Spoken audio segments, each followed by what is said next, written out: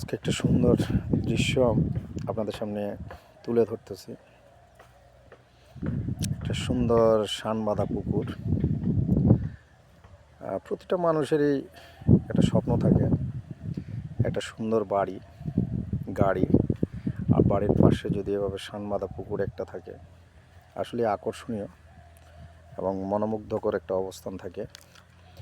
তো এই পুকুরে আমরা মাছ চাষ করি পারিবারিকভাবে, প্লাস এই পুকুরে গোসলের জন্য খুব একটা ভালো ব্যবস্থাপনা। আমরা পুকুর সম্পর্কে এমনিই জানি যে মাছ চাষের জন্য আমরা পুকুর খালি ব্যবহার করে থাকি, কিন্তু পুকুরের প্রকারভেদ এবং পুকুরের অবস্থান সম্পর্কে আজকে বলবো। পুকুর মূলত দুই প্রকার হয়ে থাকে, একটা হলো স্থায়ী পুকুর, আর একটা হলো ষান্মাসিক পুকুর অথবা মৌসুমি পুকুর বলা হয়।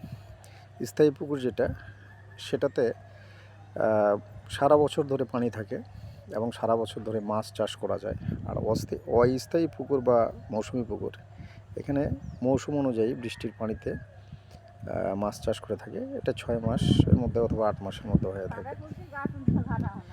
আর এই পুকুর আমরা শুধু আমাদের নিজ প্রয়োজনেই ব্যবহার করে থাকি।